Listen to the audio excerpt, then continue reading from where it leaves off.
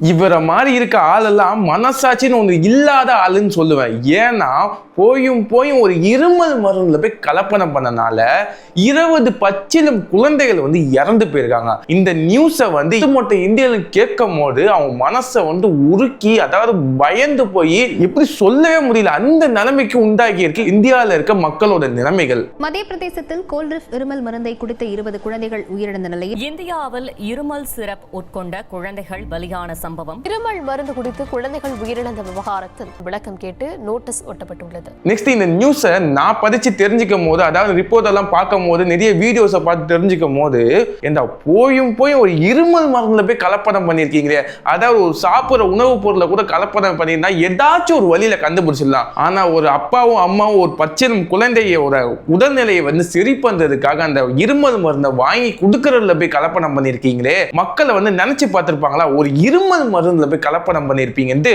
இனிமேல் ஒவ்வொரு அப்பா அம்மாவும் ஒரு குழந்தைக்கு, அதாவது பச்சிலம் குழந்தைக்கு இருமல் ஏதாச்சும் வந்துருச்சுன்னா இந்த இருமல் மருந்து கொடுக்கும் போது இந்திய மக்கள் நிலைமை இப்படி பயப்படுவாங்க. பசங்களுக்கு ஏதாச்சும் ஆயிருமோன்னு அப்படின்னு பயப்படுவாங்க, ஒரு மருந்துல போய் பயப்படுவாங்க. இந்த மாதிரி இந்தியர்களோட மனதை சுக்குநூறா உடைச்சிருக்காங்க இந்த மாதிரி நிறுவனங்கள். இந்த வீடியோல எதை பத்தி பார்க்க போறோம்னா, இந்த 20 குழந்தைகள் இறந்திருக்காங்களே ஒரு இருமல் மருந்து குடிச்சு, அந்த இருமல் மருந்துல என்னத்தை கலந்தானுங்க, என்னத்தை கலப்படம் பண்ணாங்க. சரி, இதுக்கு அரசாங்கம் என்ன நடவடிக்கை எடுத்திருந்து ஃபுல் டீட்டெயிலா இந்த வீடியோல பார்க்க போறோம். சோ இந்த வீடியோவை ஸ்கிப் பண்ணாம கடைசி வரையும் பாருங்க. இந்த சம்பவம் எங்க நடந்துச்சுன்னா, மத்திய பிரதேசம் சிங்வாரா என்ற ஒரு மாவட்டத்துல இந்த மாதிரி ஒரு சம்பவம் நடந்துச்சு. அதாவது அந்த மாவட்டத்துல ஒவ்வொரு இடத்துல, அதாவது ஒரு இடத்துல 2 பேரு, இன்னொரு இடத்துல ஒரு ஆளு, இன்னொரு இடத்துல 3 பேரு, இந்த மாதிரி ஒரு செயின் லூப் மாதிரி பச்சிலம் குழந்தைகள் இறந்திருக்காங்க. சோ இந்த விஷயத்த அந்த ஸ்டேட்ல இருக்க மக்கள்கள் கேட்ட உடனே பதபதச்சு போயிட்டாங்க, அதாவது ரொம்ப ஒரு பயந்து போயிட்டாங்க. சோ அதனால என்ன செஞ்சாங்க, ஒரு குழுவை நியமிச்சாங்க. அந்த குழுவை வச்சு எதனால இந்த பிரச்சனை நடந்துச்சு, அதாவது இந்த மாதிரி 20 பச்சிலம் குழந்தைகள் எப்படி இறந்தாங்க, எதனால இறந்தாங்க ஒரு ரிப்போர்ட் எடுத்து பார்க்கும் போதுதான் தெரியுது, ஒரு இருமல் மருந்துல ஒரு கலப்படம் பண்ணனால. இந்த சம்பவத்துக்கு ஒரு 3 இருமல் மருந்து தான் காரணம். ரீலைஃப், ரெஸ்பி ஃப்ரெஷ், டிஆர், அப்புறமேட்டு கோல்ட்ரிஃப். இது 3 மருந்துகள்னால தான் இந்த பிரச்சனைக்கு காரணம் சொல்றாங்க. இந்த கோல்ட்ரிஃப்னு ஒன்று சொன்னோம் இல்லையா, அது தமிழ்நாட்டு நிறுவனத்தை சேர்ந்தது. சுகாதாரத்துறை அமைச்சர் மா சுப்பிரமணிய சார் ஒரு பிரஸ் மீட்ல சொல்றாங்க, மகாராஷ்டிரா கவர்மெண்ட்ல ஒரு நோட்டீஸ் வந்துச்சு, இந்த கோல்ட்ரிஃப் நிறுவனத்தை ஆய்வு பண்ணணும்னு. அவங்க கூட லூஸ்ல விட்டாங்க. நாங்க கரெக்டா அது உரிய நடவடிக்கை சீக்கிரமா விரைவா எடுத்து அதை தடை செய்யப்பட்ட மருந்து கண்டுபிடிச்சு அதை பேன் பண்ணி எல்லா மாநிலத்துக்கும் நாங்க முன்னாடியே சொல்லியாச்சு. நெக்ஸ்ட் அந்த கோல்ட்ரிஃப் நிறுவனத்தோட ஓனரையும் கைது பண்ணியாச்சு அந்த பிரஸ் மீட்ல சொல்றாங்க.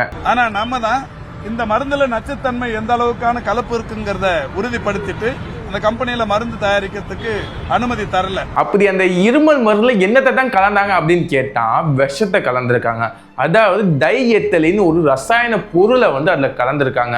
அது எதுக்கு யூஸ் பண்ணுவாங்கன்னா, தொழிற்சாலையில தான் அது அதிகப்படியா யூஸ் பண்ணுவாங்க. அதாவது பிளாஸ்டிக் தயாரிக்கும் போது, பெயிண்ட் தயாரிக்கும் போது இதுக்கு தான் அந்த ரசாயனத்தை அதிகப்படியா யூஸ் பண்ணுவாங்க. அதை தூக்கிட்டு போய் இருமல் மருந்துல போய் கலந்துருக்காங்க. அதாவது பச்சிலம் குழந்தை நோய் தடுக்கிறதுக்காக குடிக்கிற மருந்துல போய் அதை போய் கலந்துருக்காங்க. அந்த மருந்துல எத்தனை சதவீதம் அந்த டைஎத்திலின் கைக்கால கலந்துருக்காங்க தெரியுமா?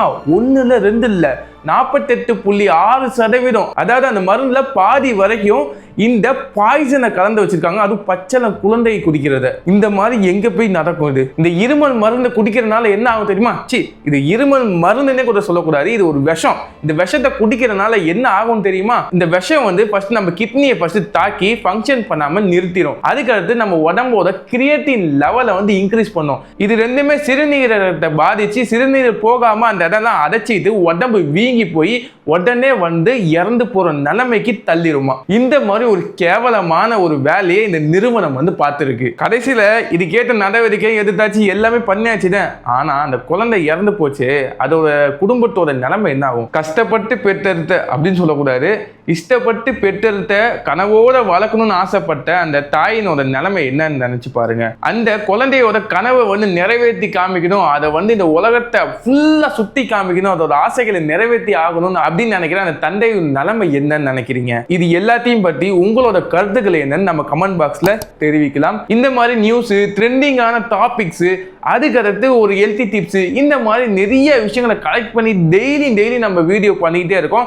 இந்த மாதிரி வீடியோ உங்களுக்கு வேணும்னா நம்ம சேனலை இப்போ ஃபாலோ அண்ட் சப்ஸ்கிரைப் பண்ணிக்கோங்க. இந்த வீடியோ பிடிச்சிருந்தா மட்டும் லைக் பண்ணிக்கோங்க. இந்த வீடியோ பார்த்து இந்த பிரச்சனையை பற்றி எல்லா விஷயமும் உங்களுக்கு நல்லாவே தெரிஞ்சிருக்கும். A to Z நான் சொல்லிட்டேன். இந்த விஷயத்தை உங்கள் ஃப்ரெண்டுக்கும் சொல்லணும்னு ஆசைப்பட்டேன். உங்களால் சொல்ல முடியலன்னா இந்த வீடியோ அப்படியே ஷேர் பண்ணி விட்டுருங்க. இந்த மாதிரி விஷயத்தை நம்ம பேசாமல் இருக்கணும் ஆண்டவனை வேண்டிக்கிறேன். போயிட்டு வரேன்.